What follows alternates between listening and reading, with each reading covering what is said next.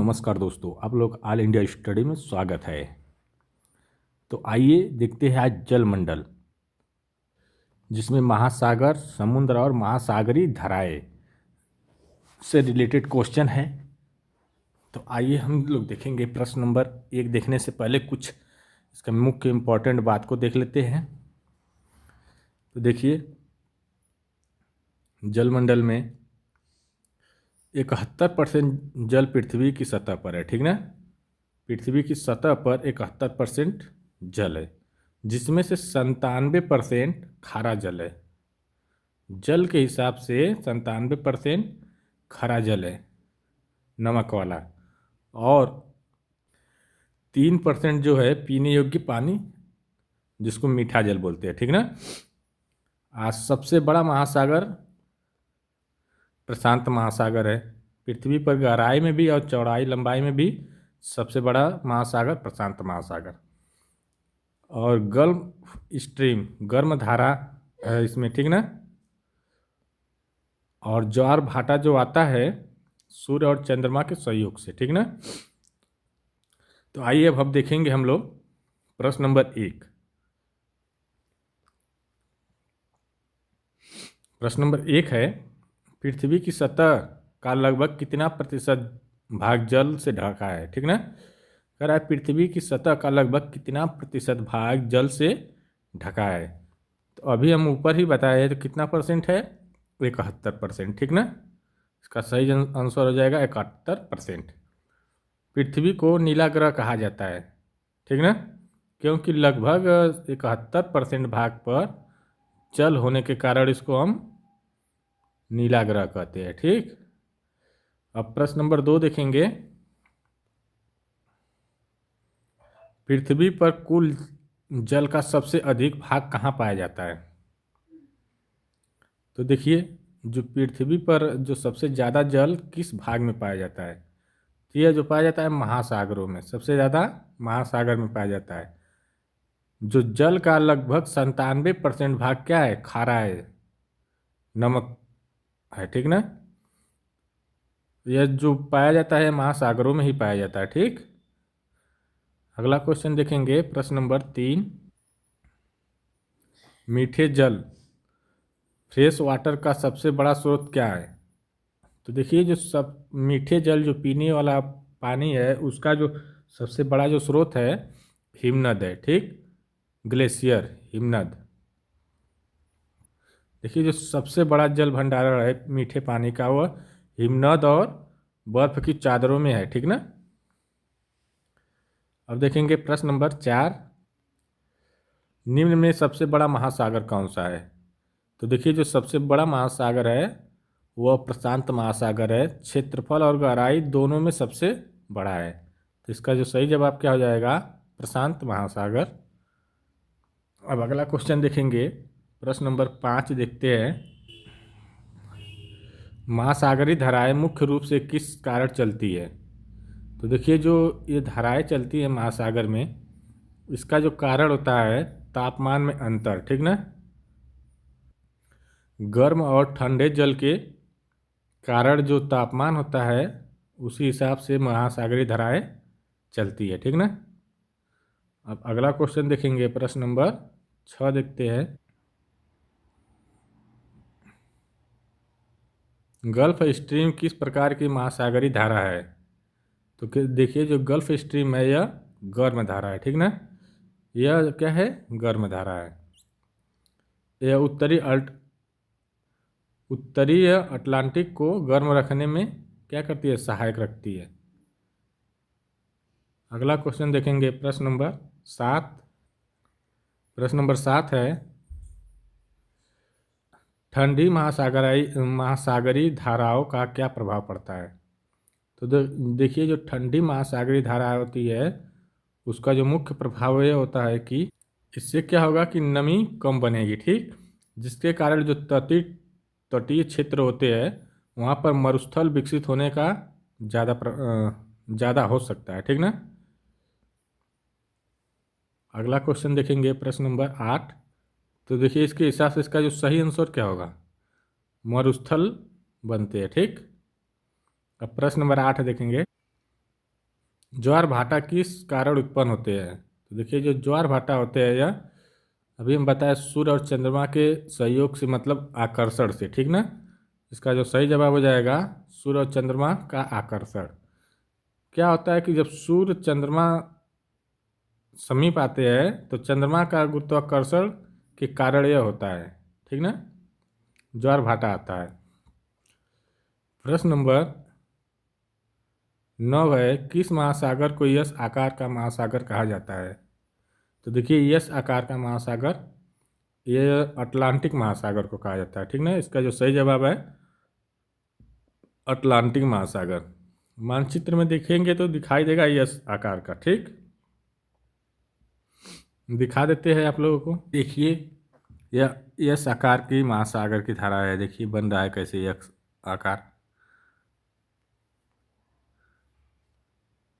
यह यस आकार है, देखिए ऐसे आया है ना, यह यस आकार का है। अगला क्वेश्चन देखेंगे हम लोग अब। प्रश्न नंबर 10, निम्न निम्न में से कौन सा समुद्र सबसे खारा है? तो जो सबसे खारा समुद्र है वो जो है मृत सागर। इसका जो सही आंसर है ऑप्शन नंबर डी, मृत सागर, जिसमें नमक की मात्रा अधिक होती है, ठीक ना। यहाँ पर मनुष्य आसानी से क्या करता है, तैर सकता है, क्योंकि जल का घनत्व तो क्या हो जाता है, बहुत कम हो जाता है। अधिक होने के कारण जल का घनत्व क्या होता है, अधिक होने के कारण यहाँ पर तैर सकते हैं। प्रश्न नंबर 11 है, महासागरों में लवणता बढ़ने का मुख्य कारण क्या है? क्यों वहाँ पर साल्टी हो रहा है, नमक ज़्यादा होने का कारण हो रहा है? तो अधिक वाष्पीकरण के कारण, ठीक ना। इसका जो सही जवाब हो जाएगा अधिक वाष्पीकरण के कारण। वाष्पीकरण में केवल जल उड़ता है, ठीक ना, नमक पीछे रह जाता है, जिसके कारण ये लवणता बन रही है, ठीक। प्रश्न नंबर 12 देखेंगे, भूमध्य रेखा के पास महासागरों का जल कैसा होता है? तो देखिए जो भूमध्य रेखा होते हैं वहाँ पर जो महासागर होते हैं उनका जो जल होता है वह गर्म व कम लवणीय होता है, गर्म होता है, कम लवणीय होता है। तो इसका जो सही जवाब ऑप्शन नंबर बी हो जाएगा। अधिक वर्षा होने के कारण यहाँ का लवणता घट जाती है। भूमध्य रेखा पर आज भूमध्य क्षेत्र जो होती है वहाँ पर क्या होती है, वर्षा अधिक होती है, जिसके कारण वहाँ की जल की लवणता क्या होती है, घट जाती है। प्रश्न नंबर 13 है, किस महासागर में लवणता सबसे अधिक पाई जाती है? अभी महासागर में, किस महासागर में? तो अटलांटिक महासागर में, ठीक ना। इसका जो सही आंसर हो जाएगा अटलांटिक महासागर में। क्यों लवणता अधिक पाई जाती है? क्योंकि वाष्पीकरण अधिक होता है, वर्षा कम होती है, जिसके कारण यहाँ पर लवणता अधिक हो जाती है, ठीक ना। प्रश्न नंबर 14 देखेंगे, ज्वार भाटा में सबसे अधिक प्रभाव किसका होता है? तो देखिए जब ज्वार भाटा आता है तो सबसे ज़्यादा प्रभाव चंद्रमा का होता है, क्योंकि चंद्रमा क्या करती है, पृथ्वी के निकट आ जाती है, जिसके कारण गुरुत्वाकर्षण का प्रभाव ज़्यादा हो जाता है। गुरुत्व का प्रभाव ज़्यादा होने के कारण गुरुत्वाकर्षण के कारण वो क्या होती है, लहरें उठने लगती है। इसका सही जवाब हो जाएगा बी। प्रश्न नंबर 15 है, अमावस्या व पूर्णिमा को आने वाले ज्वार को क्या कहते हैं?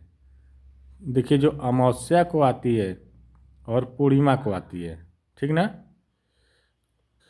तो यह जो होता है बसंत ज्वार कहते हैं, क्योंकि अमावस्या पूर्णिमा पर क्या होता है, सूर्य चंद्रमा और पृथ्वी तीनों एक सीधी रेखा में हो जाते हैं, जिससे उच्च ज्वार होता है, ठीक ना, जिसे हम बसंत ज्वार कहते हैं, ठीक। अगला क्वेश्चन देखेंगे, प्रश्न नंबर 16, निपात ज्वार कब आता है?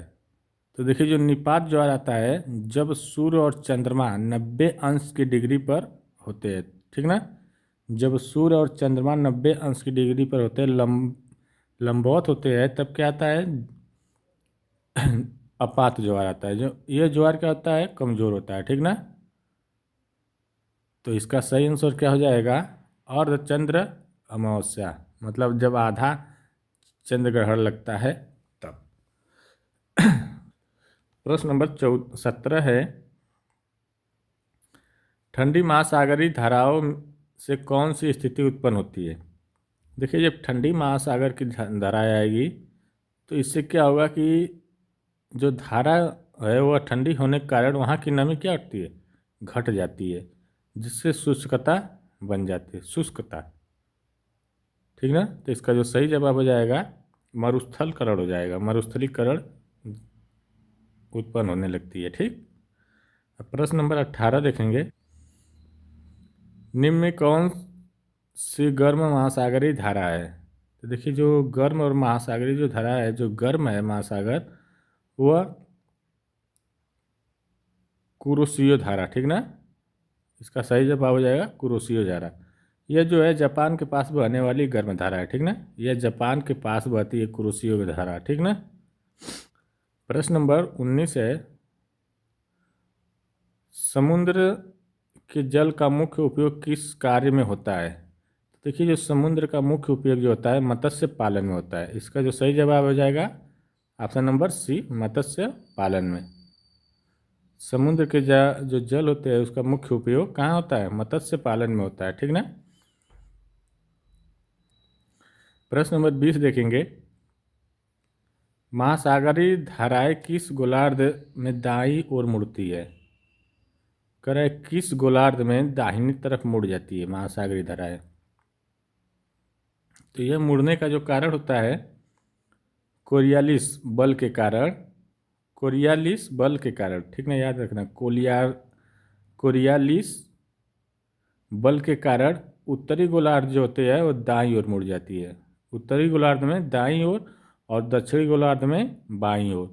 तो पूछा क्या है कि धारा, जो महासागरीय धाराएं होती है किस गोलार्ध में दाईं ओर मुड़ती है। यह दाईं ओर पूछा है, तो दाईं ओर किधर हो जाएगा, उत्तरी गोलार्ध में। अगर बाईं ओर मुड़ती तो दक्षिणी गोलार्ध हो जाता। ठीक ना। तो इसका जो सही जवाब क्या हो जाएगा, दाईं ओर जब मुड़ रही है तो यह उत्तरी गोलार्ध में, ऑप्शन नंबर बी।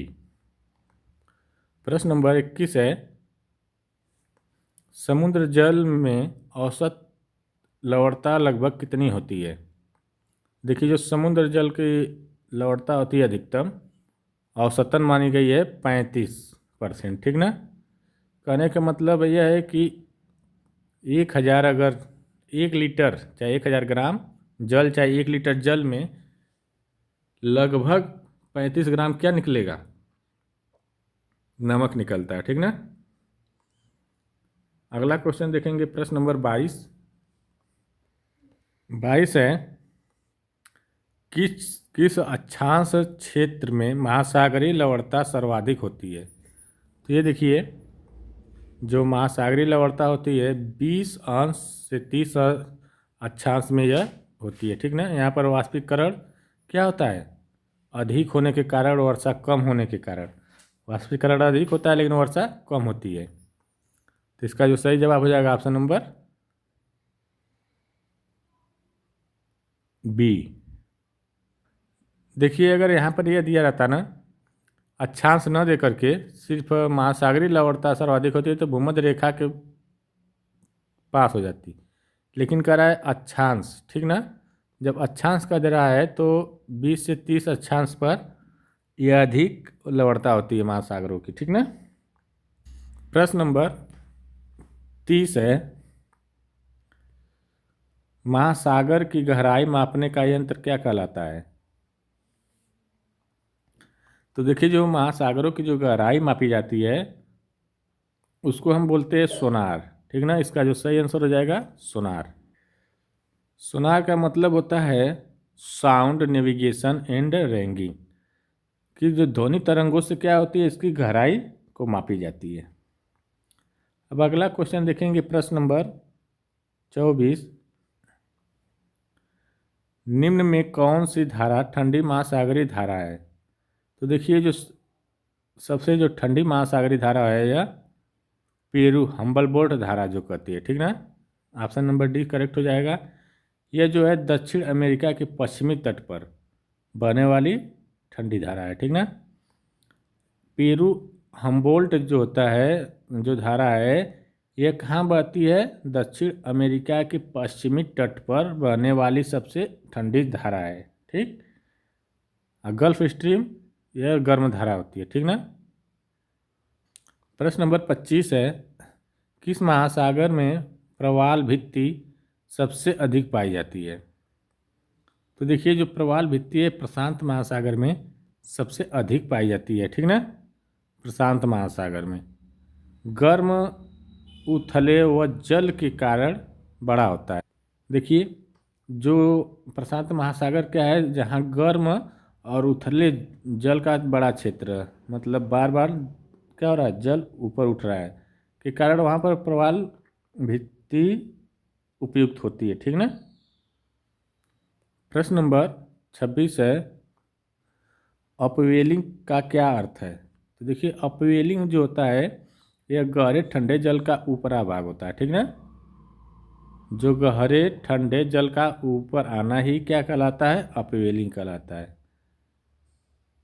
तो इसका जो सही आंसर हो जाएगा ऑप्शन नंबर सी हो जाएगा। अपवेलिंग से क्या होता है कि जो पोषक तत्व होते हैं वो ऊपर आ जाते हैं। ठीक ना। प्रश्न नंबर 27 है, एल नीनो किससे संबंधित है? तो एल नीनो जो है यह गर्म महासागरीय धारा से संबंधित है। ठीक ना। इसका सही आंसर हो जाएगा गर्म महासागरीय धारा। जो प्रशांत महासागर का जल है असमान रूप से क्या होता है? गर्म हो जाता है। ठीक ना।